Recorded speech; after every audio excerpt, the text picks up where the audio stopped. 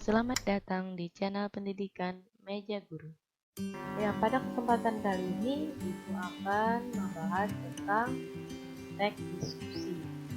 Nah, sebelum memasuki teks diskusi, kita paparkan dulu apa tujuan pembelajaran pada kesempatan kali ini. Yakni pertama, memahami informasi dalam teks diskusi. Kemudian mengidentifikasi struktur teks diskusi. Itulah tujuan pembelajaran pada kali ini. Nah, pertama ini kita akan membahas dulu tentang pengertian teks diskusi itu sendiri. Nah, teks diskusi adalah teks yang menyajikan dua pendapat yang tidak sama tentang suatu hal, baik itu pro maupun kontra, yang membuat kedua pihak saling berbicara masalah yang menjadi persoalan dalam sebuah diskusi. Itulah yang dimaksud dengan teks diskusi. Nah, kemudian tujuan teks diskusi itu apa? Ya kan? Karena kita sudah mengetahui apa itu teks diskusi, maka sekarang kita ingin mengetahui tujuannya. Nah, tujuannya yang pertama adalah mencari kesepakatan atau kesepemahaman, gagasan atau pendapat atas suatu topik atau permasalahan yang dibicarakan. Supaya sepakat, maka kemudian bertukar ide dan pikiran. Nah, bisa juga untuk belajar menanggapi suatu informasi yang relevan baru, bukan? Kemudian untuk mengidentifikasi atau mengikuti sistem nilai, pendapat, dan jawaban dari suatu ide atau orang lain. Nah, itulah tujuan teks diskusi. Selain mengenal itu pengertiannya, kemudian tujuannya, maka untuk menyimpulkan isi teks diskusi dapat menambah wawasan dan menunjukkan sikap menghargai pendapat orang lain. Nah, maksud dari sini, untuk menyimpulkan teks diskusi yang baik perlu mempertimbangkan gagasan utama dan gagasan pendukung kedua pihak, sehingga dapat terangkum dan menjadi bagian dari jalan keluar terhadap masalah yang dibahas. Itulah untuk menyimpulkan teks diskusi tersebut. Kemudian kita akan membahas tentang struktur teks diskusi. Nah, strukturnya ada 3, yakni pendahuluan, argumen, dan simpulan.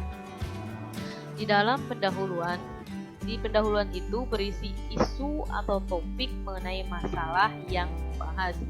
Di sini Ibu beri contohnya, misalnya masalah kontroversial tentang penerapan sistem ranking atau peringkat di sekolah-sekolah. Kemudian masalah lainnya lagi, misal tentang pencabutan subsidi BBM atau penggunaan ponsel oleh para siswa. Nah, kemudian struktur yang kedua yakni argumen. Di dalam sini memaparkan argumen disertai alasan dan bukti pendukung dari satu sudut pandang yang sama atau juga argumen dengan sudut pandang yang lainnya. Nah, contohnya, misal terdapat pernyataan bahwa sistem ranking atau peringkat mendukung kompetisi antar siswa. Namun kontraknya, sistem tersebut dapat menimbulkan ekses negatif seperti kecemburuan dan rasa rendah diri siswa. Nah, di situ ada argumen, ada pendapat-pendapat, tapi ada alasan yang mendukung dan ada alasan yang menentang. Kemudian yang terakhir adalah simpulan. Nah, di dalam simpulan ini berisi rangkuman atau rumusan jalan tengah antara argumen yang mendukung dan yang menentang. Biasanya di dalam simpulan ini ada saran-saran. Nah, misalnya nih contohnya, dalam teks diskusi yang membahas sistem ranking di sekolah, maka pada bagian simpulan dinyatakan bahwa adanya evaluasi tetap penting, tetapi tidak ditujukan untuk mengotak-ngotakkan siswa. Jadi simpulannya bagus saja sistem ranking tersebut, tapi bukan mengotak-ngotakan siswa. Namun evaluasi diarahkan pada kegiatan proses untuk mengetahui efektivitas belajar mengajar di samping untuk menentukan kinerja pembelajaran berikutnya. Jadi supaya tahu sistem ranking itu diadakan untuk perbaikan pembelajaran berikutnya, bukan untuk merendahkan pihak lain atau memuji pihak lain, bukan, tapi hanya untuk evaluasi. Nah, itu tadi pembahasan kita tentang struktur teks diskusi.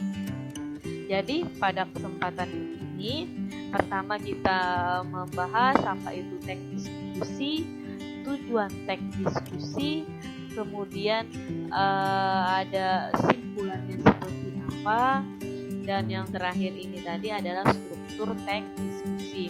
Mudah-mudahan pemaparan kali ini dapat bermanfaat bagi kita semua. Untuk pembelajaran berikutnya, tunggu aja pertemuan berikutnya tentang kebahasaan pada teks diskusi.